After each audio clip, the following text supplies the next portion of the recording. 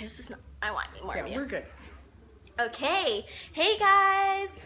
Hi. How's everybody doing? This is Pastor Dianna Nepstad. You could call me Nepstad. Dianna. I'm good. I know, but you guys should know she's an awesome pastor. I want you to know that.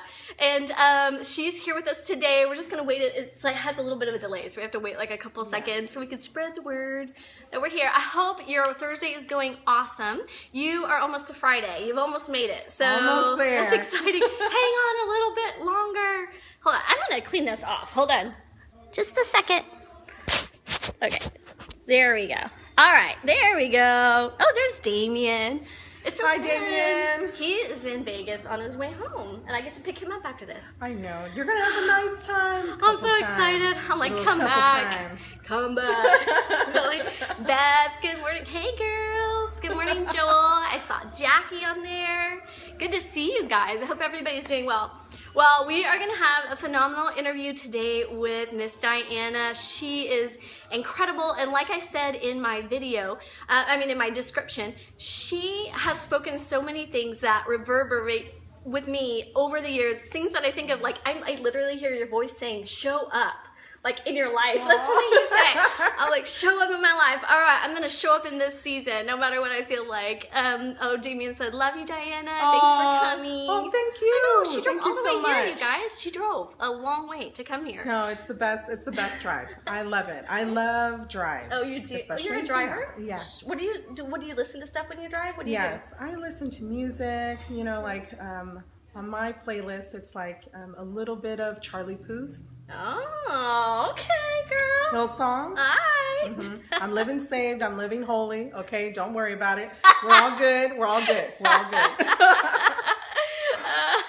So she drove up here, and what I'm going to do is, so let me ask you, this is like the very telling question that I ask every guest right away, because it's going to tell us a lot about you. Yes.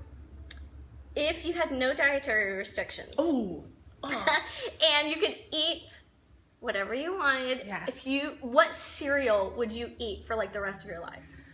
I would have said in my childhood, like Captain Crunch. Oh yeah. But it kind of ruins the roof of your mouth. I hate that. I hate it. I hate it. Tears Tastes so good, but it tears it apart. It's like I don't want to feel like I'm eating parts of me. You know, that's gross. That's just or nasty. Sticks, you know, oh like yes. Oh stop it. Like, yeah.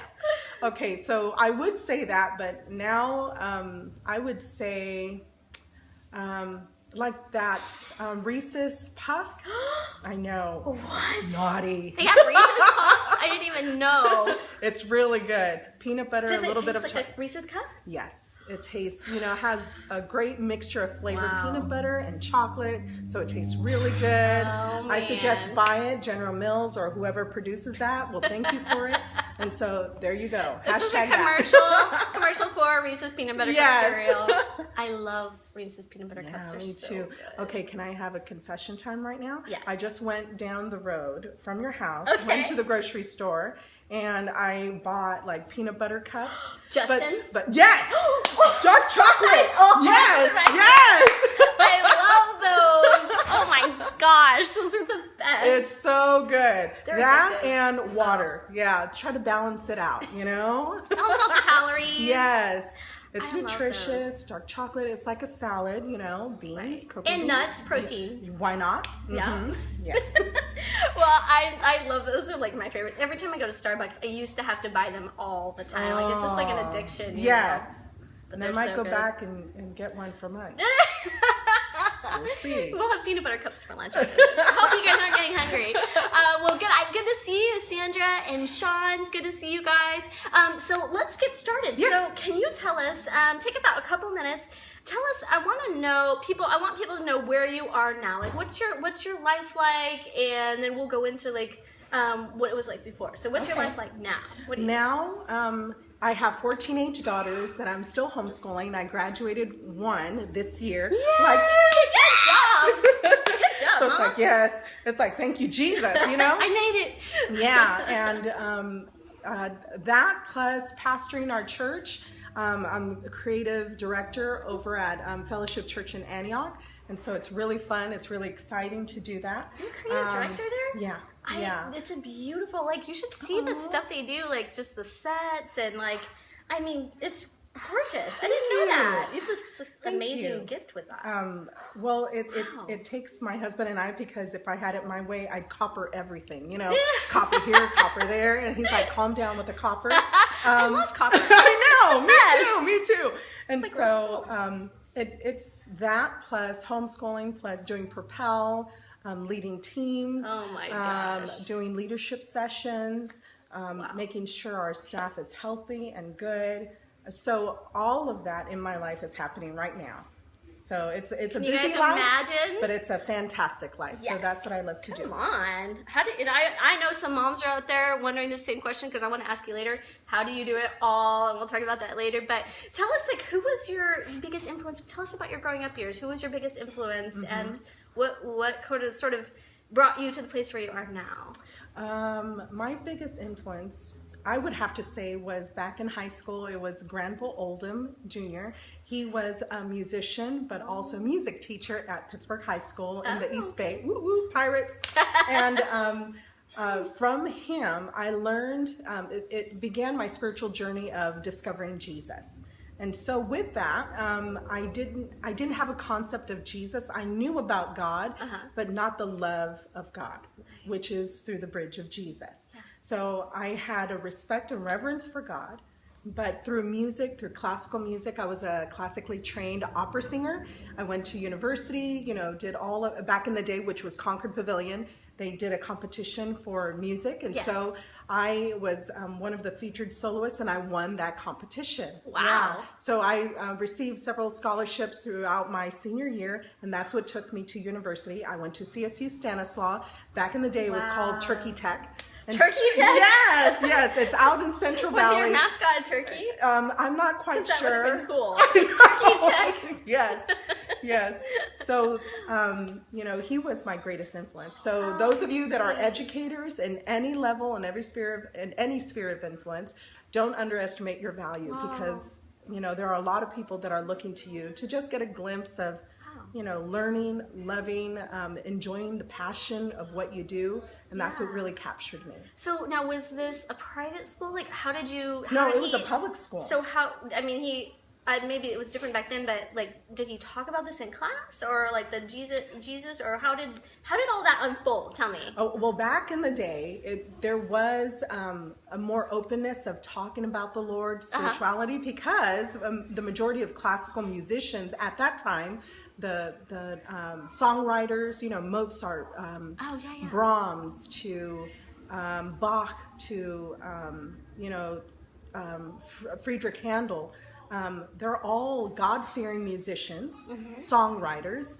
and so of course you can't help but talk about the Lord. So he took those opportunities and kind of elaborated the significance of some of those artistic pieces. So it really drew me in. Yeah. So we talked kind of about the themes and stuff of them, and interesting. Yeah. Wow. I like that. Yeah, me too. Good for It's him. undercover. Yeah, under the radar. I know when I was a teacher, we used to do, like, for Christmas, we would learn about Kwanzaa, we would learn about Hanukkah, and we'd also learn about Christmas. Yes. And all the meanings behind it. It was very cool. I was like, it opens the person up to spirituality, but then Jesus will take a hold of that curiosity and begin to build a bridge towards us. I love it. Well, so you just got back from Nicaragua. Yes. I almost said Guatemala. It's okay. It's like close, and you know, same vicinity. Yeah. So tell us. I was just telling you guys are not going to believe this. And I was just asking her, please explain this to me, because on her husband, Sean Nepstad, if you don't know Sean, you should follow him and follow Dianna Nepstad. On his Instagram, no joke, he put on there, and I thought it was a joke, and I was asking her, is this a joke? It said 2,500 people on a trip to Nicaragua, on a missions trip. We've chartered 12 airplanes. Yeah. Can you imagine? Oh, Marianne Bigby said she loves this movie. Oh, I love you too. And chartered 12 planes, and I just asked her, can you imagine, you guys, 2,500 people on a missions trip? Have you been on a missions trip? And can you imagine 2,500 people? Yeah. And I was just asking her, is this real? Tell me. It is real. It is Tell real. us about it. Well, Missions.me is an organization that features One Nation, One Day, which is the event. You take a whole week in the month of July to kind of saturate a whole country. So they have done outreaches into Honduras, which was their kind of like their first of their missions trips. And so at that time they took about maybe between 1,000 or 2,000. And so we went to the Dominican Republic 2 years ago, and then we decided we wanted to come to Nicaragua. Now, Nicaragua is the motherland, okay? And so I was eager to go. And Missions.me, they provided an opportunity to take 2,500, a little over 2,500 missionaries to saturate Nicaragua, to do humanitarian efforts, just saturating political, government, educational, marketplace, to the arts, to media. I mean, everything, every level, every sphere of influence, and saturate it with the message of Jesus. So we went into the schools, we went into public schools, private schools, the political sphere, talking leadership to the government leaders of that time. Yeah. And so it took churches from all over the world to contribute into the 2,500 number of missionaries. So it was a global effort. Wow. Yeah. And so what was when we were talking a little bit in the kitchen about the trip, what were some of the most meaningful moments that you had on the trip? I think the most meaningful, I think if you could, you kind of like hear a little bit of my backstory. My mother left the country when she was about 14, 15 years old, not of her own volition, but she was sent. And basically was sent to America to make something of herself, basically to kind of prove that she was able to maintain a family. She was a young teenage mom, you know, violated at a young age, had to abandon her son, and came back to the country to try to prove, you know what, I made something of myself. I'm learning English, I'm doing this. And so she was violated again, and that's how I came about. Really? Yeah, she said, never again will this happen to me. So she went to America, and that's when I was born. And so that's the story. So when we went to Nicaragua, that whole story is going on in my head, little snapshots, because that's a very sensitive subject for my mom. Yeah. But to go with my family into Nicaragua, to see little babies that look just like me, and me getting an opportunity to see them face to face and say, you know what? You matter, you're valuable. I can't even begin to tell you this. Maybe there's some young girls being violated over there without their permission, without, you know, it's a sad story, but at the same time, it's a hopeful story. They see that someone made something of herself, so to speak, but through Jesus. Yeah. And telling them, you know what, it doesn't matter where you're placed, it doesn't matter what God, you know, has placed you, but you could do something with your life. Whatever God has handed you in your hand, just like Moses, if it's a rod, it's a staff, God is going to use that. And so you have these generations of girls growing up, learning, growing, getting wiser, learning English. I mean, that's a powerful combination. Wow. If you know your purpose, then, you know, hell can't stop you. That's for sure. Wow. Oh my gosh, that's so powerful. Yeah. So my daughters, they know this little glimpse of my story. Yeah. And so going through the villages, going through the schools, you get a chance to see young girls and connecting them to their purpose, and not seeing Americans trying to change them. We're not trying to change them. Yeah. We're just trying to minister the gospel at their level and letting them know, you know what, there are other nations with other young babies just like you, your age, that we're all here because of the local church. Wow. So you matter to us. Wow, that's so cool. It's like just hits you right where the goodness, I love that. And so, can I ask you a personal question? Yeah, absolutely. Now, I didn't know that about your story and your backstory. Yeah. So, did your mom ever have that moment where she thought of, like, here in America, it's like, we'll into pregnancy for convenience or whatever. Did your mom ever have that moment where she thought about ending her pregnancy and not keeping you? She just I think for her it was because it's such a heavy Catholic upbringing and in that region, just that life is valuable. She never entertained that thought. Wow. But she did tell me that I almost died because of meningitis. Oh. And she said in between, you know, I was born at the Martinez County Hospital.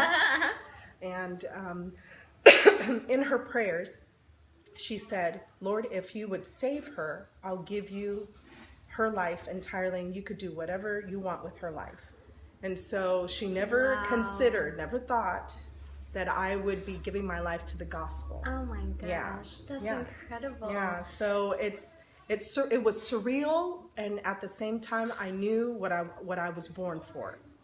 Yeah. Like you were like born for a purpose. I have a purpose. Yeah. So when you were little, did you see your life as it is now? Like I see your life now. I only know you the last, 4, 5, 6, 7 years. Yeah. Now, when you were growing up, did you have that vision of like, this is what my life's going to be like, and I'm going to take these steps and I'm going to get there? Like, I didn't. If I could say it this way, for most girls my age, you know, if you don't know already, my snapshot of my story, which is like in my upbringing, my mom married my stepdad, and he was the one that abused me.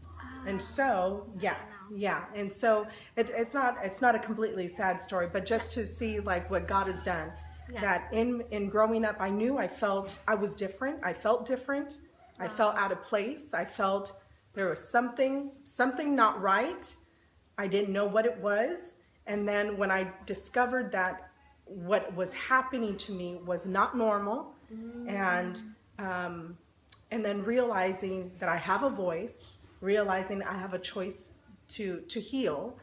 And I started envisioning my life like outside. Like I wanted to travel the world. I don't know who put that thought inside of me, but looking back, I can see now that it was the Lord. Wow. And so all of us have been given some kind of thought, or God placed a seed, a dream, or something to kind of explore.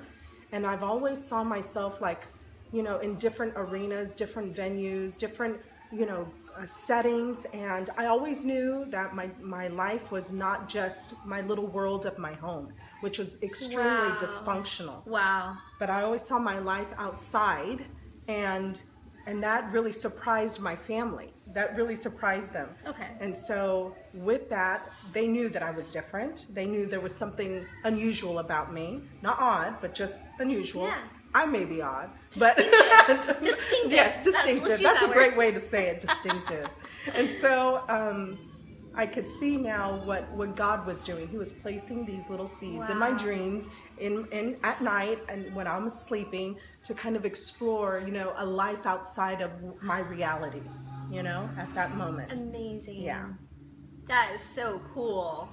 You know, thank the Lord that He has kept all of His promises. Now, I thought I would be traveling the world, you know, singing, you know, classical music, but I never would have thought that I'd be traveling the world preaching the gospel, you know, alongside my family. So that's the Lord. Well, and it's true, and we were just talking about this too. Oh, there's Kimberly. Hi. I was just talking about this, how we were on a call the other day with people from 27 countries on the Propel Women, and it's a women's ministry, and so it's like throughout the world now. But so a bunch of the people that lead chapter leaders were on a call and listening to some teaching and training. It was phenomenal. But so 27 countries represented, and all of a sudden they're like, oh, and our surprise guest is going to be Dianna Nepstad. So they like flashed to you, and I was like, what? And so not only are you traveling the world, you know, through spreading the gospel, but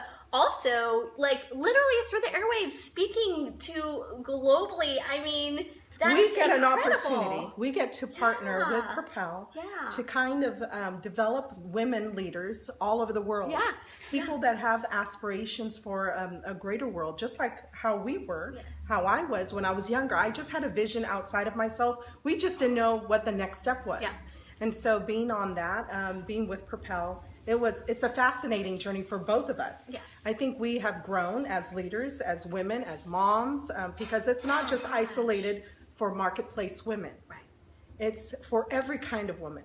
And even if you have a teenager at home, Propel is a great development program where your daughter can develop as a leader and see herself as a leader, instead of thinking that leadership is going to happen to me after I finish college, or after I finish university, or no, leadership happens now. Yeah. As kids, you know, as a young teenager, as a university student, as someone who's interning at some firm, or as a mom, or someone who's in ministry to the marketplace, you know, leadership doesn't start when you achieve something.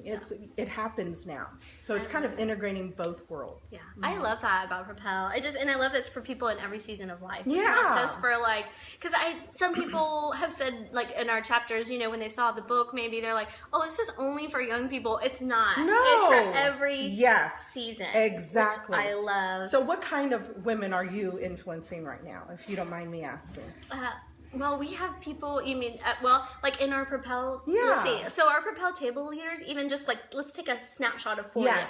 Let's do There's that. people from their 70s Yep. all the way down to just coming, like they're in, you know, just graduated high school and they're in leadership, I like love they're that. 19. There's like a 60, 50-year span of ladies that are like, and I think the best thing about it is growing community. Yeah. Like it's really, I feel like it's really changing our community because we can support each other and love each other and learn from each other, and it's such a beautiful, like, fight together. You know what I mean? Like fight, like we're well, don't listen if you're coming to Propel, but we're showing a scene from Wonder Woman. I love it! Oh my gosh. Because it's so, that one where she goes out into no man's land and they're like, and he's telling her before, he's like, we haven't been able to move 6 inches in the last year. Wow. And he says, you can't go out there.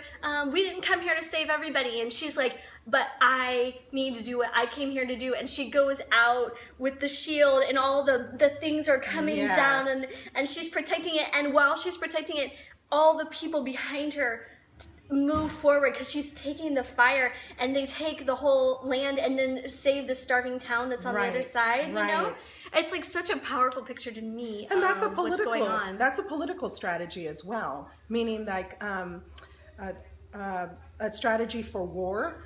Most generals will use that. They will integrate and kind of like facilitate training and kind of breaking down walls through the women and children first. And then invade into the larger population, because if you could get the women and the children first, then you can change society, you can change the community. And so Propel, I feel like it's re-energizing the female counterpart in the church. I agree. And giving them purpose, because I think we think that life stops for a woman when she's 60, 70, 80 years old and plus. And that's not true. No. Life does not stop.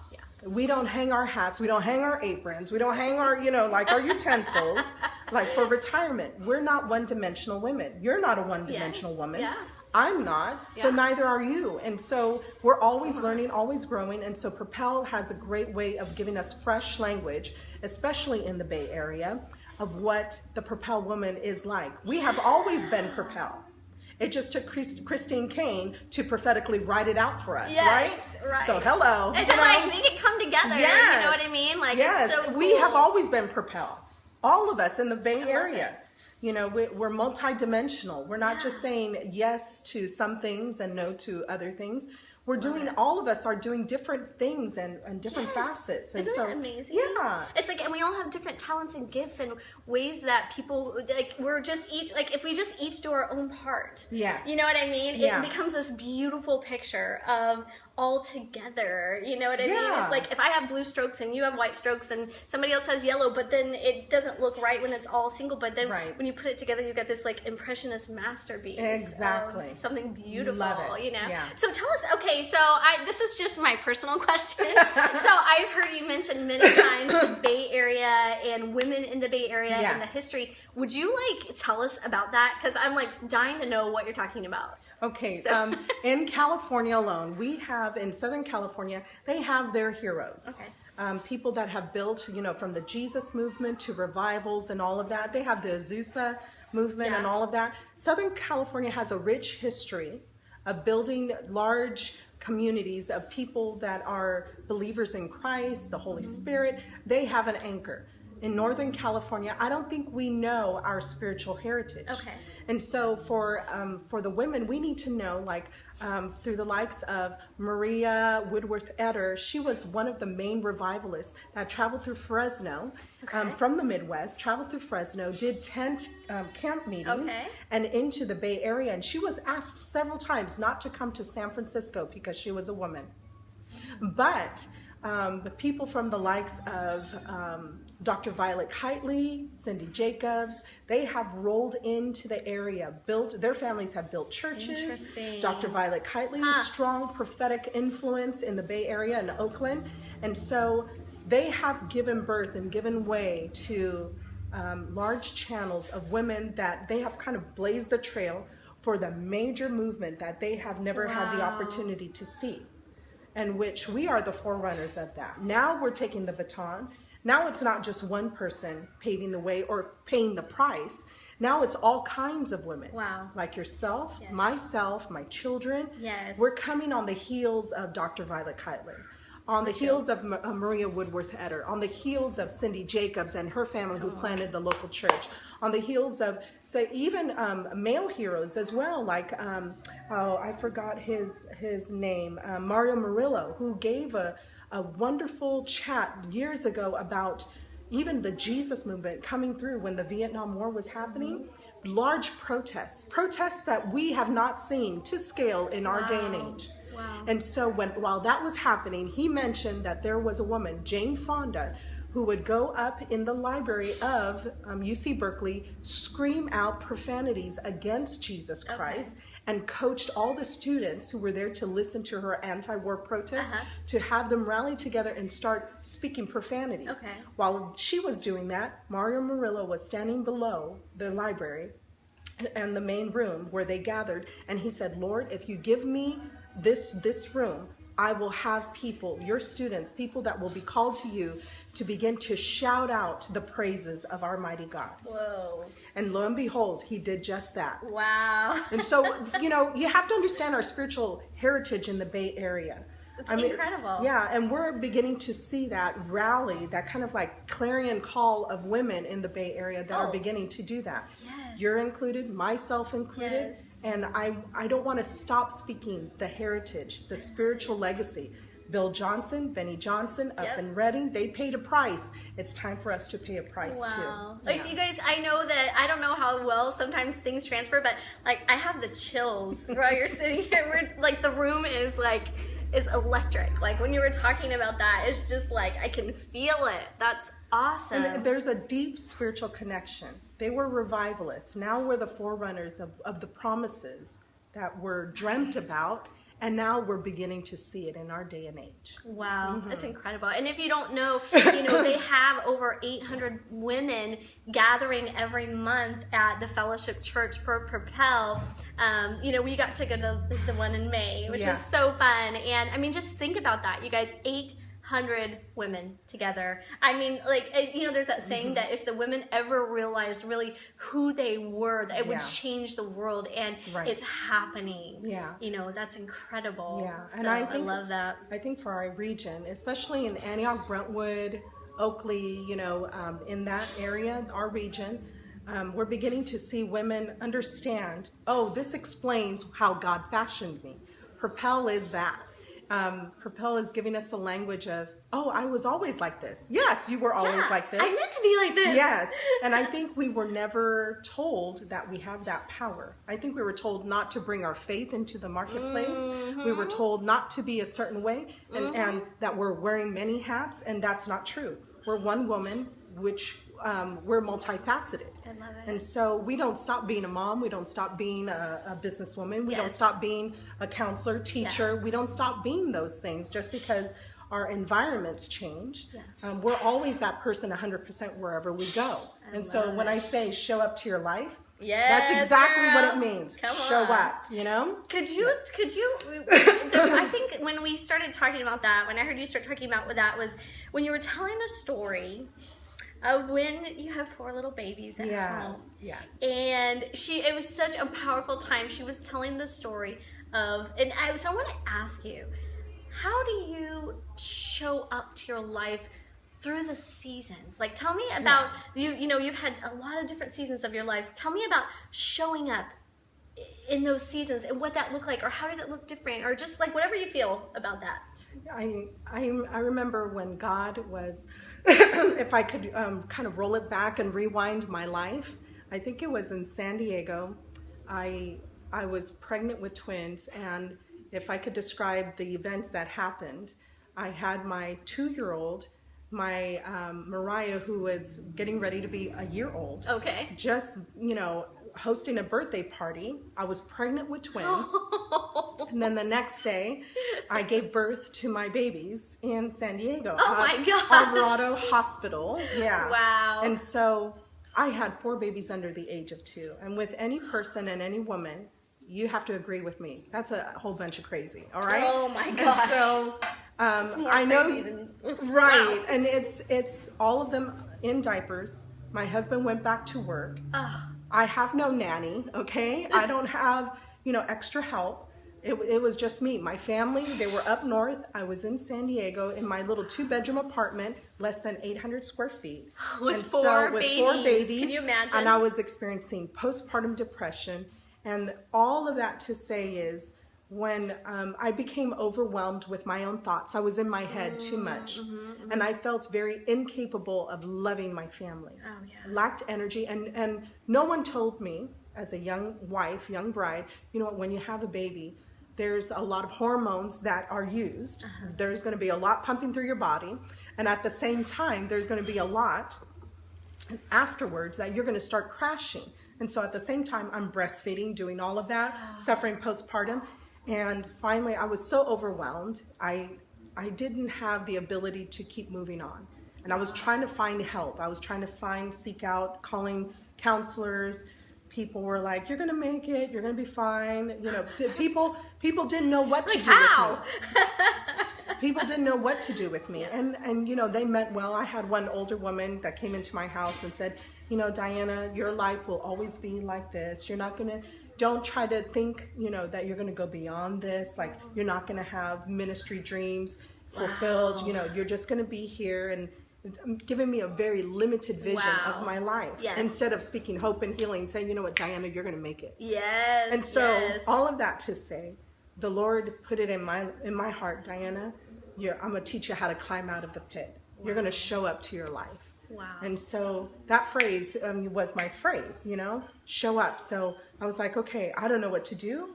I don't know where to begin, but I feel God is telling me to go exercise. So I went and exercised. Okay. That helped. I didn't know it helped with your serotonin levels. Yeah. And then I started going outside, taking my kids out to the mall just to be in the sunshine. Get some vitamin D. Hello. Yeah, come on. Okay, drawing blinds, sitting in the room in the dark, that doesn't help me. No. I figured that out, you know?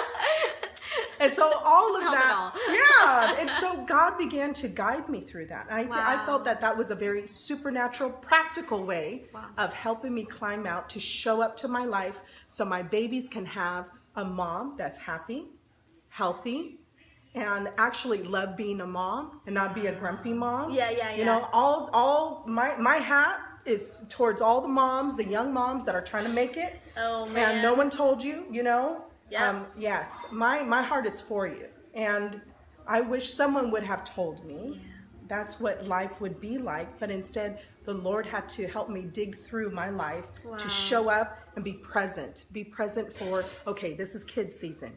I'm going to sow my life into that. Okay, now I have a little bit more room in my life as the kids are getting older. Yeah. Okay, I could add something of ministry, or I could do a small little part-time job and then begin to build more weight and space for my interests and all of that. And then I began to show up to more things.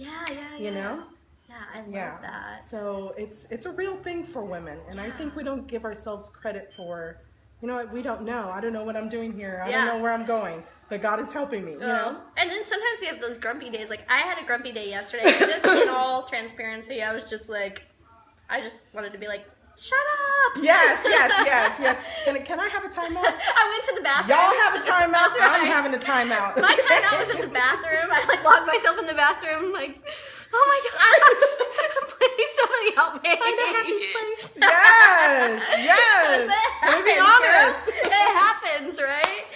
Well, I want to ask you one more question really quick. So, my other question for you is, think about where you were 5-10 years ago. Ooh, okay. 5-10 years ago. Because one thing that I'm really fascinated by is how the times of your life that were harder play into the times of your life that are good, and like how maybe discouragements or failures shape our successes. And so when we think about 5-10 years, where you were, what your state of mind, what you were thinking about, and if you could say anything to yourself and to all the people out there that are in that space that you were in, what would you say to that person? I remember distinctly certain events in that period of time. And if I were to say, something as a word of encouragement to my younger self, it would be this. I love friends. I'm very slow to add friends into my world. I have a lot of acquaintances. It's not that I'm suspicious of people, but I'm very trusting. I trust my heart. I'm very open. I'm very myself at all seasons of my life, whatever atmosphere I'm in. And so if I could say something to myself back then, it's like, Dianna, not everything that's flashy and pretty is trustworthy. Okay. All right. Can you expand on that? Tell us what you mean. I mean, not an example, but like. I know. I'm like, I want to be very careful. No, yeah, totally. Not I don't want to uncover anybody or anything. If I could say it this way, that I think we give a lot of attention to people or relationships that tend to have a look of glamour, glitz. They're more mature. They're more. Just because they're older doesn't mean that they're always wiser. Oh, good. Good to know. If I could put it this way, when you're entrusting yourself with friendships, test them out. Be slow. Be slow to like test the relationship out. Are they trustworthy? Are they discreet with your stuff? Yeah. Because I want to honor your stuff. Yeah. The story that you're entrusting me with. Yes. I'm not going to share it with people that I don't know. And so I think if I could say something as a safeguard, but not have the spirit of suspicion, because the spirit of suspicion is not a fruit of the Spirit. Okay? Right? Yeah. Right. Let's be honest, okay? That's good. But all of us need a safe place, a safe place to give our story, and that person to hold your story with honor and dignity. And not everyone has your heart. And so they may need some growing time. Wow. But if I could describe that to my younger self, it would be that. So you'd say, like, find the people who will hold your heart gently and carefully. And honoring. Wow. Yeah. So because good. if I share my story, I want to put it in good hands. Yeah. And then there's a place of sacredness. It took a lot. It took a lot of bravery for someone to show up to a small group. Yeah. It took a lot of bravery for that person to open up because they've been burned by previous people. Yes. So that in a snapshot, I would say that to my younger self. I love that. Yeah, because it's so easy to get enticed if things with the look of things are, you know what I mean? Not like the look of people. I just am thinking about sometimes like some of the clients that we have, they'll be, like, oh yeah, I totally want to shoot that person, or, photograph them, sorry, not shoot them, but, we don't shoot, we photograph, but, then you, like, get into it, and you're like, wow, this is really different than I thought it would be, and it's not exactly the same context, but it's, like, the same thing where you're like, yes, this is very different. And using and discretion is not bad, it's actually a beautiful thing. Yeah. Discretion, it kind of carves out space where it's like it gives you parameters, and it gives you, I don't want to say boundaries, but lack of a better phrase, boundaries, and to scale things back to where it's like, this is excess, but this is true. Yeah. And with the photograph, when you photograph real things. And so the real thing comes out. Yeah, and it gets rid of all the excess. Yeah, that's true. Well, tell us where we can find you. And we got a couple more fun things to do. Well, you can find me on Instagram, Dianna Nepstad, or Facebook on Dianna Nepstad. Okay. And, I'm really excited that we're going to be at Activate in Sacramento. Yay! Woo, woo, woo, woo. I can't wait. It's for every woman, so sign up. I will hunt you down. Make sure you sign up, okay? No, She will hunt you down. She will come to your house. I will come to find your house. Social Security number and do something. I will hold it securely. No, I'm just kidding. But you know, this is a great time this month. This is like one of the main events for both of us, where we get to see a whole bunch of women within the Northern California region. So excited. Where we get the woman herself, Christine Kane, and her whole team, Allie Worthington, and Lisa, Lisa so Turkers, excited. yes, Lisa Harper too. Yes, Lisa Harper and Christy Wright. Yes. And who was who else? awesome. Oh, Karen Harmon. Karen Harmon. Oh, my girl. She's my girl. Oh, I'm so excited to see her. So we love you, Karen. Yes, if you watch this. Yes.